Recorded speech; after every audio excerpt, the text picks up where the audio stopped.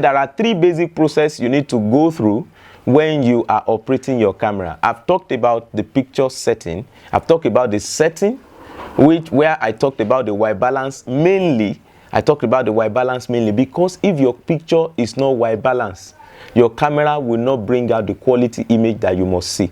Now, I also talk about picture profile, which you can choose. You can determine that one by yourself, whether you are using a camera, a DSLR camera, you are using a mirrorless camera, you are using Blackmagic, you are using whatever you are using. You can determine the picture style yourself. You might determine that you want your image to be flat, you want your image to be full of pictures, colors, and stuff. So you can do that. Framing is the second one. Framing is the second process you need to go through when you are operating your camera. What is framing? Framing is the composition of your image. Framing is the composition of your image. This is very, very important because whatever you compose is what the audience will understand. Take note of that. Whatever you compose is what the audience will understand.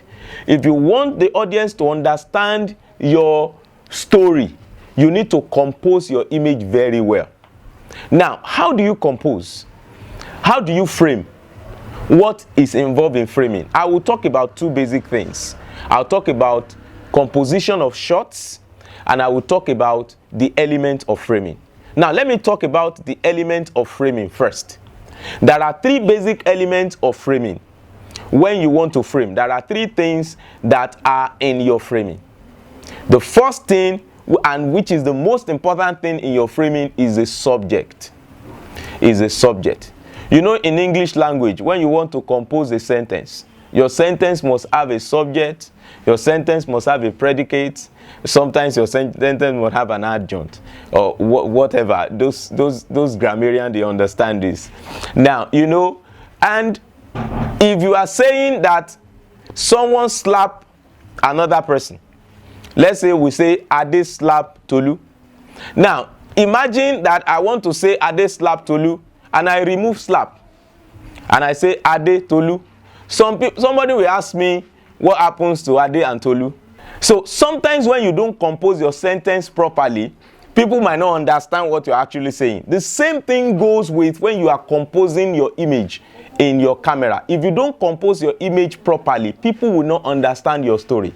And that is why you need to understand framing. There are three basic things inside framing. I said number one is the subject. The subject is the principal element in your frame. The subject is the principal element in your frame. Subject is the principal element in your frame. Now, what the audience want to see mainly in your frame is the subject.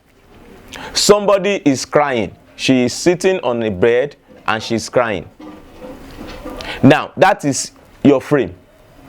The person that is crying is your subject.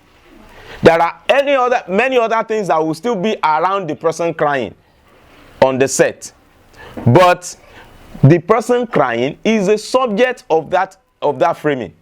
So the subject of that framing is the principal thing that the audience want to see in your frame. Now, and you need to take note of how to get the subject very well. One thing that you must get about your subject is the sharpness of your subject. You must focus your subject properly. Your subject must be well focused. Your subject must not be defocused. If you look around me now, you realize that there are a lot of elements around me. But I am the subject of this set, of this frame. I am the subject of this frame. So that is why I am sharper than every other thing that is around me. You could see that there is a tripod right in front of me, which is not as sharp as I am. There is another one right in front of me, which is also not as sharp as I am. Because I am the subject of this framing, so I am sharper than any other element on this set. So when you are framing your picture, your subject must be sharper than any other. You can have depth of field, that your background is shallow in depth, your background is blurry, your foreground is blurry, but your subject must carry the proper focusing.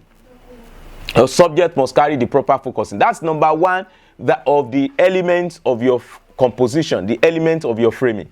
Now, number 2 element of your framing is the background.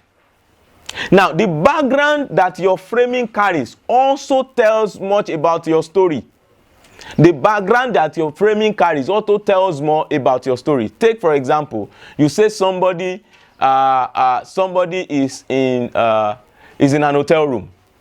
Somebody is in an hotel room, and then what you see behind that person, what you see at the background, maybe the wall of the hotel room that you are talking about, they put the picture of Jesus somewhere. They put some elements that will make us to think that the person is in a church, rather than thinking that the person is in a hotel room. You know, obviously, the background has negates the interpretation of what you are telling us. The background has negated. You know, I was using an example of the woman, somebody crying on the bed, as an example of our framing. Now, let's say the person is crying on the bed, and then something else that negates the action is at the background of that person. Obviously, the interpretation of that framing is lost. So, whatever you want to put at the background of your subject should never be a distraction to what you want your audience to understand in your story. So take note of that. Whatever you are putting at the background of your subject should not be what will distract the audience from understanding your story. That is the second thing, the second element of your framing. The third element of your framing is the foreground. If you look at me very well now, I am the subject. I have a foreground, something in front of me, then I have my background, some things at my back. So these are the 3 elements that makes your framing. When you are composing your shot, there are 3 elements that are in your shot.